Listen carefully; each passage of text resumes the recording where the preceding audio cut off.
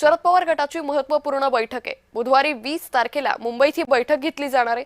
शरद पवार, खासदार सुप्रिया सुळे या बैठकीला उपस्थित राहतील।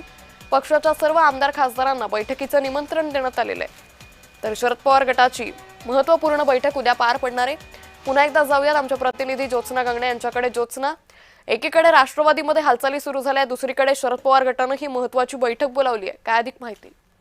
अगदी बरोबर आहे। आपण बघतोय की सुनील तटकरे आणि प्रफुल्ल पटेल यांनी परस्पर शरद पवार यांची भेट घेतली होती आणि त्यानंतर त्यांनी पार्थ पवार यांची सुद्धा एक प्रकारे तक्रार जी आहे ती शरद पवार यांच्याकडे केली होती। त्यामुळे आता शरद पवारच जे आहे ते दोन्ही राष्ट्रवादीचे सर्व आहेत की काय अशा प्रकारची एक राजकीय चर्चा रंगत असतानाच शरद पवार यांनी जे आहे ते आता उद्या 20 तारखेला मुंबईमध्ये त्यांच्या पक्षातील सर्व खासदार आमदारांची आणि महत्त्वाच्या पदाधिकाऱ्यांची जी आहे ती बैठक बोलावलेली आहे।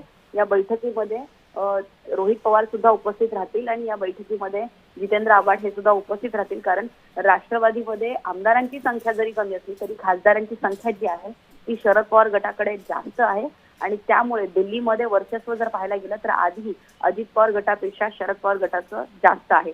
महाराष्ट्रामध्ये जरी पाहायला गेलं तरी महाविकास आघाडीमध्ये सुद्धा शरद पवार यांचा शब्द जो आहे तो अंतिम मानला जातो। अशामध्ये पक्षासोबतची बैठक जी आहे ती शरद पवार यांनी अनेक दिवसांपासून घेतली नव्हती। येणाऱ्या काळामध्ये राष्ट्रवादी शरद पवार गटाची काय रणनीती असेल आणि त्याचबरोबर येणाऱ्या पुढच्या आठवड्यामध्ये जे आहे ते महाविकास आघाडीची बैठक होणार आहे।